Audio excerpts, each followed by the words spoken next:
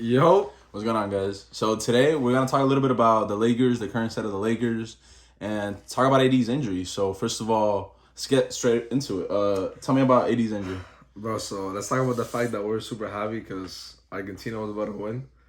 And then AD is... And then we get those news that AD is out for a month. It was funny because it was like when Mbappe made the back-to-back goals, and then I'm like trying to, I was like, oh my God, this is going crazy. This is like, look, AD's injured. I was like, bro, I'll see that later, but I'm not trying to do that right now. Bro, what a crazy game. We should do a reaction video for that. Nah, the game was fire. I didn't watch the full thing, but I watched the ending. And man, it was super... It was a cool moment to see Messi win, obviously, yeah. And then I was at church. And there's a lot of people there that are like big Argentina fans, so everybody was getting hyped, and obviously Ale was going crazy through text. And crazy super good for Messi, bro. I seen a lot of people say that the GOAT debate is over. And I mean, I don't know that much about soccer. I think it's over. It might be, bro. If it's that close, and now obviously Messi has it. Yeah. The thing is, like, it wasn't even that close before. Hot take, but you know, this is not a soccer video, so let's move on. AD is out again, and that definitely caught me by surprise because when I saw the injury, I'm thinking like, bro, that's super light. Like, it's not a big deal. He might miss a few games, but I was actually I set him out. You know, we can beat the Wizards, and we can beat other teams that we have moving forward. I thought he was gonna sit out against the Wizards and just try out against the Suns. But now we know that he's gonna be out for a month, and it's not even confirmed. He might be out for more. I don't think so. I want to be hopeful, but you never know of AD. This has happened to him in the past few years. But yeah, he's gonna get reevaluated today. Just to see what's really going on. Hopefully it's not. Maybe it's not even that bad. Hopefully, like we can, we gotta stay hopeful. I honestly feel bad for him. It must be tough, like just being like us fans. We know how tough it is as fans to deal with a player getting injured, especially our best player. But then when you really see how he feels, he probably feels horrible. You know what I'm saying? This is like it's a constant thing for him. Feels horrible. But I just want to say one thing that I was thinking about. And I told you last year. But do you think it's the fact that he's playing center? As I was about to say, I think you sent it to me. That they were saying, AD as center is supposed to be like a luxury, not something you go to every game. And honestly, I think that definitely plays a part into it because when you're in center, when you're playing center, you're like banging all the time. And then when you land, it's so like in the paint, there's so many people around you that it's so much easier for you to land badly or land somebody's foot. And AD's like obviously strong, he's not soft, but he's not the most physical player, he doesn't like it, he has talked about it. So I think it has played into it. But I feel like nowadays the centers are not like they used to be before. But I don't know, because this injuries just seem so weird. Yeah, his injuries are just like he just gets injured. He's one of those players, kind of like Gordon Hayward. Like they just get injured, and it's really weird how that's like a thing.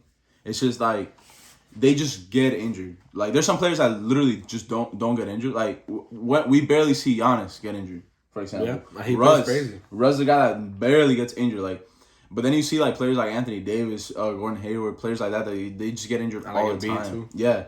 And then it's like, what's going on? But I think with him, like, I think his best season, probably one of his healthiest seasons, was in 2020. And he literally played with two centers, like, damn near at all times. Sometimes when we closed out games, he plays center. Obviously, in the playoffs, he didn't. And I think we should, I've always told you, I do think we should use it as a luxury. I know he plays better at center. Everybody knows he plays better at center. He's a mismatch against every center in the league. So, obviously, he's going to play better at center. But I think for him, for his well-being in the regular season, it's just better to play him at center. It's better to play him at power forward. And I don't know if they can play him next to Thomas Bryant. Thomas Bryant is very offensive oriented center, and he's been playing amazing. So shout out to Thomas Bryant.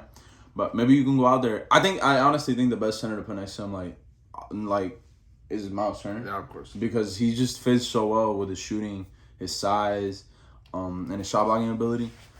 But I think at this point you don't really want to put like a non-shooting center right there because you already have Dennis Schroeder that's not shooting. You got Lonnie Walker. Yeah, we just don't have a lot of shooting. We don't have a lot of shooting, so you don't want to do that to your team. But I would say like, I don't know if they're gonna make it. I don't know if this is gonna be like an inclination for them to like go ahead and make a trade. Knowing them, it's not. I can never say that they feel like making a trade. I think the scariest thing for me with this team is since I don't trust them at all. I don't want them to be like, oh, AD's out. Let's punt the season. Let's just end it. And that's the thing. I don't think so because obviously they still have LeBron, and I'm guessing that LeBron's gonna push for that not to happen. And the team is still good enough to not completely like self-destruct. I think they can still win most games against mid teams, and every now and then they can like squeeze out a W against a good team. And I think they'll survive, and that's actually what we're gonna talk about now. We're gonna look at the next like 10 to 15 games, and give our predictions to the games that they're gonna win. Okay, and that's about it. Also, I just want to say like right before we start, I also want to say like, I like the effort that the guys are putting in. Like Thomas Bryant is playing good. Lonnie Walker finally had a good game, and I'm gonna say that Patrick Beverley's injury has really allowed for better rotations overall. Putting Max Christie and Troy Brown off your bench as your 3 and your 4 or your 2 and your 3 is a lot better than having like Patrick Beverley play power forward, stuff like that. Like I think that's opened up a lot of rotations because the name of Patrick Beverley, he's a guy that me and Abram talk about all the time. He's a guy that's gonna get minutes. He's a guy that just because of his name, he's gonna get minutes and he's gonna play. And I don't think Darvin Ham is going to ever take away his minutes. Like I 100% don't think so. And I also want to say it's crazy that Darvin Ham actually played Max Christie more minutes than Russell Westbrook. Yeah. That is extremely shocking.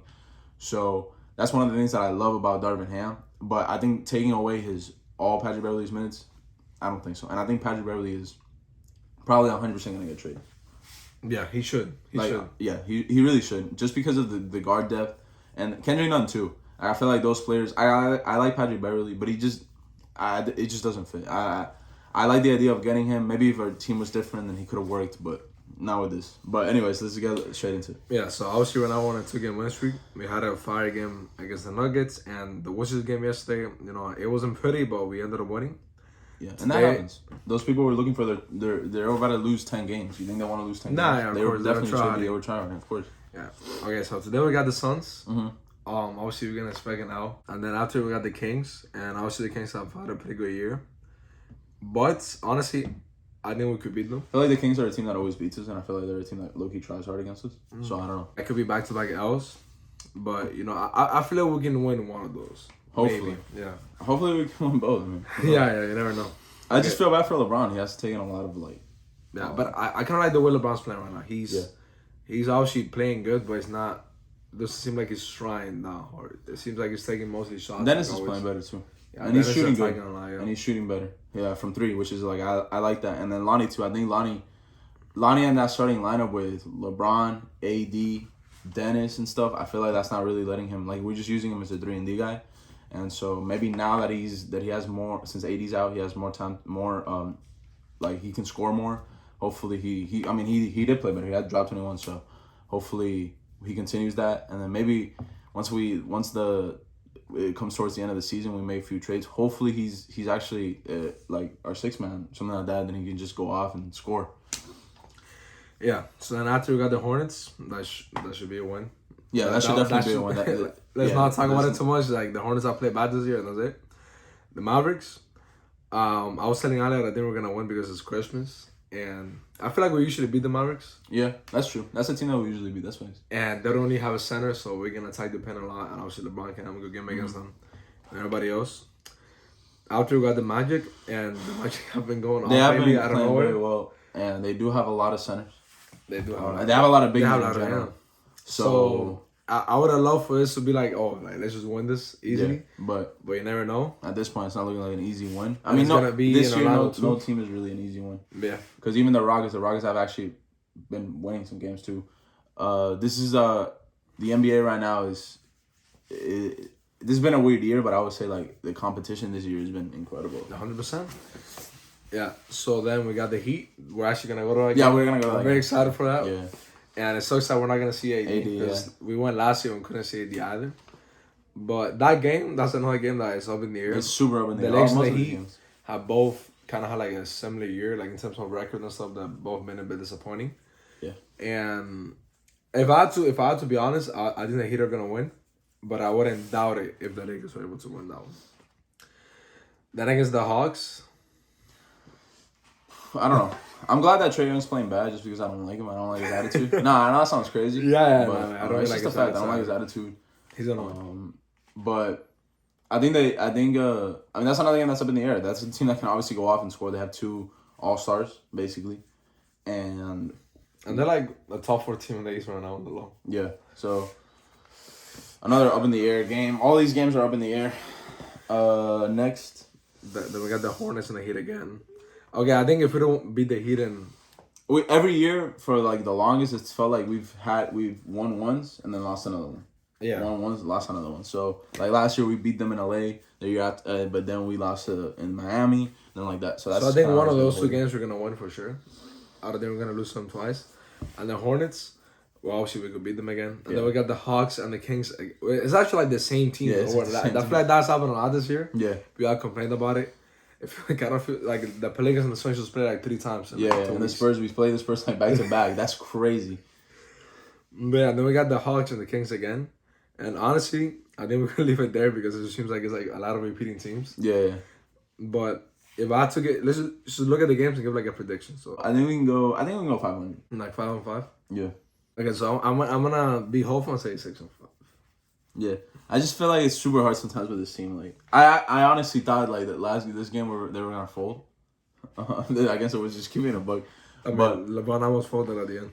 Yeah, I don't know why he tried to do that. Like I got mad. I also got mad like at Darvin Ham. I don't like complaining about coach because a coach. Look, I'm sorry. There are very like I'm tired. It gets me really mad sometimes with fans when they're like, I should be the coach. I know what to do. I know how to figure it out. The people swear I could do whatever. Bro, this guy's a coach for a reason. Like the only thing that I will criticize Darvin Ham, I do think when we had like way more timeouts than them. We had one. Yeah, we had like a 10-point lead, and then they started coming back. And when the game was tied, they went on a run. When it was tied, I felt like we should have called the timeout. And that was the only thing. We regained the lead, and then I guess he was trying to save the timeouts. And at the end of the game, we ended up having more timeouts than them. So maybe that was a smart decision by him. He trusted his team, but I think he's also a rookie head coach. He can make mistakes. Oh, yeah, of course. So yeah, our predictions, I think we're gonna be okay. Obviously, we're not gonna win. We're not gonna go on a 5-winning streak right now. At least we don't think so. But I also think that we're gonna like do horrible to the point that the year's over, and then that's it. We're gonna give up. I will say something to be hopeful about. I guess if you really look at it, a lot of teams have been disappointing. I think the Wizards have been. The Bulls definitely have been. And then, what was the other team? The Raptors. I think the Raptors have been disappointing. So those potentially there could be some trades there, if they want to completely rebuild. But you know, the Lakers are looking for a superstar, so yeah, probably. Yeah, there might be something out there. Obviously, no trade has happened yet, and right now there's no excuses. December 15th passed. No excuses. So anybody's available. So if a trade doesn't happen, I don't know what to say. But I'll be extremely disappointed. I told Abram that if we punt this season, if we don't do anything right now, I need the NBA to really like. I need other teams to not other teams, but players to look at just how horrible the Lakers have been the last few years.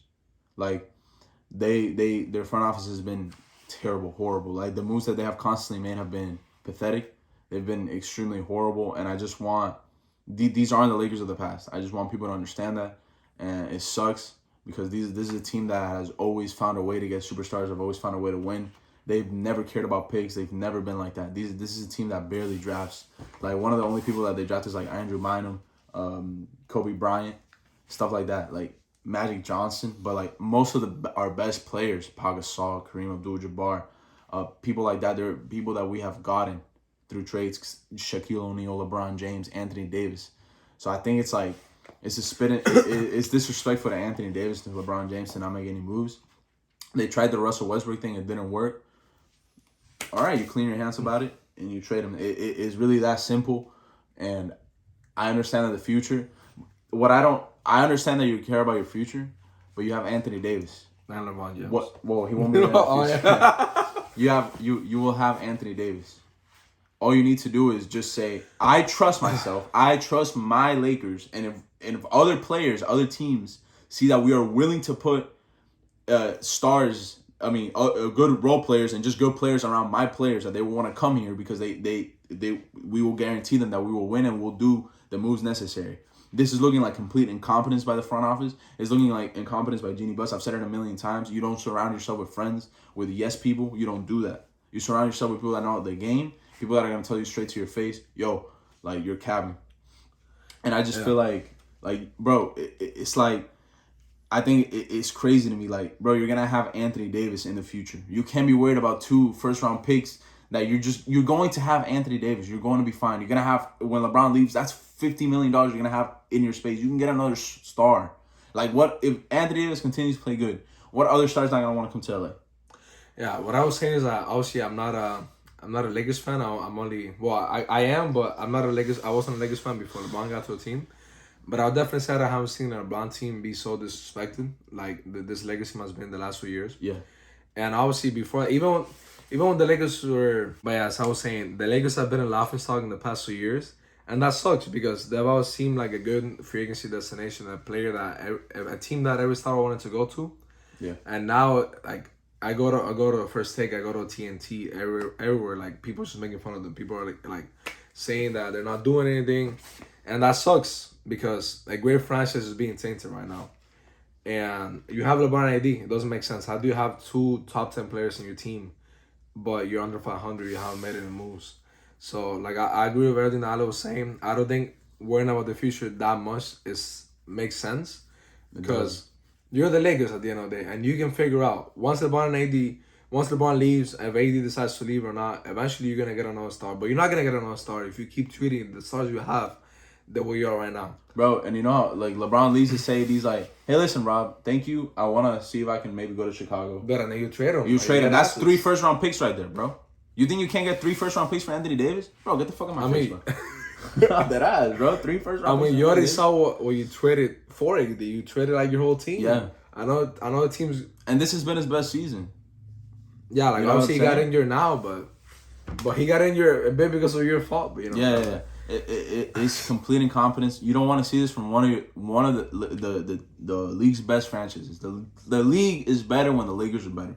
That's a fact. Everybody knows that. Everybody even the haters. Even the Knicks. Who doesn't want the Knicks to be good? Not fact. Those are some of the best organizations in the NBA. Like, you gotta treat them with respect, and they have really become a laughingstock. And nothing like how this is now. I'm sorry, and obviously I'm not part of his family or anything, but I don't think this is what Jerry Buss would want.